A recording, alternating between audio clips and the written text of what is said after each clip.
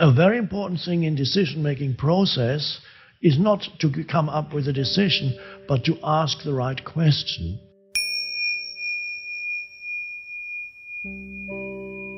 Now, it's very easy to mistake an impulse that comes to you for some deeper answer that comes out of the stillness. And so in any decision-making process, you have basically two factors. Well, most people only have, you have the information that's available to you, and so make sure that you have the information, that all the facts that you need.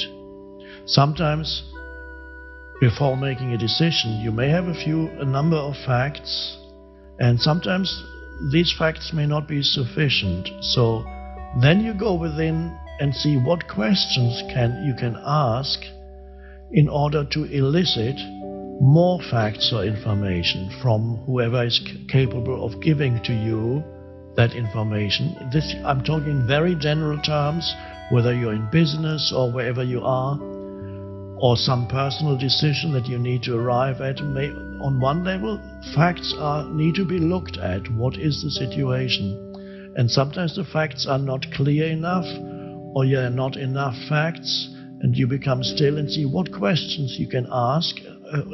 Somebody may be able to supply more detailed facts, but in order to ask the right question, you already need a moment of stillness. So you may not immediately get an answer through stillness. The first step, as you become alert and still, is another question. A very important thing in decision-making process is not to come up with a decision, but to ask the right question that can elicit what you need in order to arrive at a decision. And in order to ask the right question, there needs to be that alert stillness for a moment, and in that alert stillness you kind of listen within, and then a question comes. This is I often, when they call me and say, we've had this or that offer, somebody wants you to do this, somebody wants you to do that interview, somebody wants to do that. And very often I don't immediately say yes or no. I usually come up with a few questions. What, in addition to the information that they gave me, well, what about that and that and that? And then say, oh, okay, I'll get back to you, I'll find out. And then they call again, then I know a bit more. And sometimes, on the basis of the factual information, you already know whether you want to do it or not. You more easily know that you don't want to do it just by looking at the facts. But it may well be that you have all the facts and you're still not clear what the right course of action is. So you have exhausted the avenue of asking more questions, probably, unless something else comes to you. And then it's usually a question of becoming still, and that's the added dimension to the decision-making process. It works together with looking at the knowledge that you have in the mind, conceptual knowledge, factual knowledge, works in conjunction with a deeper intuitive knowing, and you bring the two together. It's not just the intuitive and then you completely disregard the facts. So even with bringing your ex-girlfriend, it's a very relatively simple thing. Perhaps there was an impulse or some belief that you should obey your impulses now and just do it, but you didn't. You also have some knowledge in your mind about what kind of a person she is, what your relationship was like, how it ended, how she might react. These are factors that you also consider. Is it a wise thing to do just on the level of thinking? You think about it, and then you go within, become still. An impulse to do something does not necessarily come from the deepest level. It could be an emotional impulse. It could be an impulse created by the ego to see itself as very spiritual, that you reconnect with her, and many different levels it could come from. Also, it's good to deal. Sometimes it's good in this case where not immediate action is not required. If you delay it a little bit, wait a day and see if the next day you still feel the same, or the day after. Because in this case, for example, even immediate action is not required. So it's often helpful to know whether something is real, comes from the deepest level. Give it some time. If it's still there tomorrow or next week, it's more likely to be true and come from the deepest level. Then an impulse can dissolve very quickly. An impulse came to me many years ago, as I've told before on various occasions, when I lived in England, in the country. One morning, not an impulse, but a strong knowing was there that for some reason I had to move to the west coast of North America. But I didn't know why. But I didn't immediately pick up the phone and make a reservation and sell everything I have. I waited. And days passed, and every day that was still there. Several weeks passed, and it was still there. And then I knew this I had to do. It was not a temporary impulse or an idea that came into my mind. It came from a deeper level. If I had not obeyed it, probably I would have fallen ill or something would have gone very wrong, because I would not have gone with that deeper flow where the universe wanted to move me. So if there is time, give it time. And if something is still there after a few days or even a few weeks, then it probably comes from the deeper level. So in many cases, it's a question of balancing factual knowledge and going beyond factual knowledge. And again, to repeat, sometimes factual knowledge is all you need, and it's immediately very clear from just looking at the facts that this, for example, is not feasible. At other times, the mind could create prematurely the idea that this cannot be done because nobody has done it before and might be wrong. So don't be too certain that when the mind says no, you really have to be very clear. And if you're not totally clear, go within. So what's your add-on? With regards to choosing spiritual practice, for about 25 years I've had different regular practices, and I step back and go, gosh, have I really made any progress? And is my lack of progress from not sticking with just one, be it Goenka Vipassana or Tibetan, whatever? And I know sometimes in a practice we go through darkness, and that it's good to push on through to the other side. And sometimes there's no other side. You're just going into more and more darkness. It's the wrong direction. Could you recommend on how to decide what is the right practice?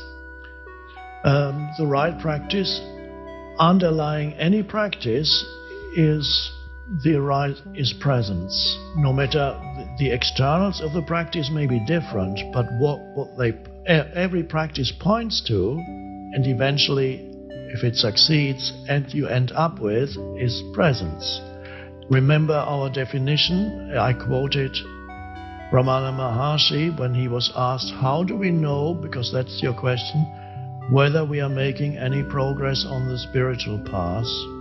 And of course, you may remember his answer: the degree of absence of thinking is your criterion for judging progress on the spiritual path. That's all. So to what extent is there space in you? A cessation of thinking when it's not needed, rising moments of spaciousness.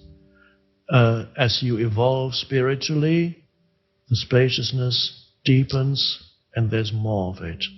So that eventually, half of you is spaciousness. Don't take it too literally. Half of you is spaciousness, and half of you is form, mind, knowledge, and so on. If half of you is spaciousness and half of you is form, you would lead a very balanced life. And it could be that, as in the case of Ramana Maharshi, when he was a young boy and he just had the death experience, he became 90% spaciousness and he couldn't talk anymore. And he still had a body, that's the 10%, and he sat somewhere. And then he came back to very few humans are actually, it's hard to quantify anyway, it's more or less almost speaking metaphorically. Very few humans are totally balanced between the moving in the world of form, using their mind and their knowledge, and interacting and being busy and active in the world of form, and at the same time not losing the deeper dimension of presence. So not having two separate compartments in your life. Some spiritual practitioners, meditators, develop two compartments. My spiritual practice, which they do when they meditate or go on boot camp retreats, and then my daily life. Of course, the two need to come together so that the spiritual dimension shines through all the things that you do. In other words, everything you do, there's spaciousness, there is a sense of peace that comes even while you're engaged in activities. You don't get frantic and upset about every little thing. There's a spaciousness in your human interactions, a sense of presence that pervades even your business dealings. So that is what Ramana Maharshi means when he talks of the to be free of thinking. That spaciousness are moments when you're just alert and present, even while conducting a business. There's an alertness and a presence. And then you're more creative.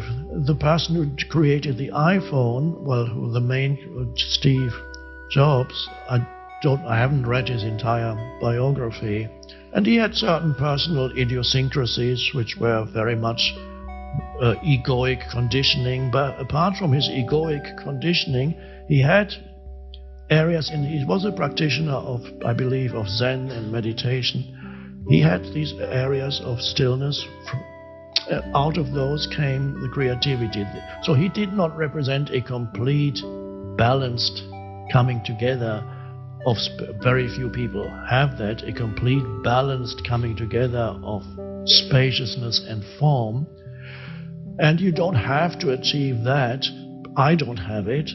I don't have 50% effectiveness in form and 50% spaciousness. I'm just taking a figure, 80 to 85% spaciousness and 20 to 15% form. In other words, I'm not that great at dealing with stuff. When I do, I'm spacious with it. My preference is not to, so I'm not that balanced. Oprah is much more balanced than I am. She is very effective in doing and has seemingly inexhaustible energy. I can't keep up with her. And yet she does always return to stillness. So she doesn't lose herself in the doing. And there are some people, but not many, who are Oprah is a bit more in the doing than the being, but there's still enough being to keep her rooted and to make her work fruitful and contribute a lot to the consciousness on the planet.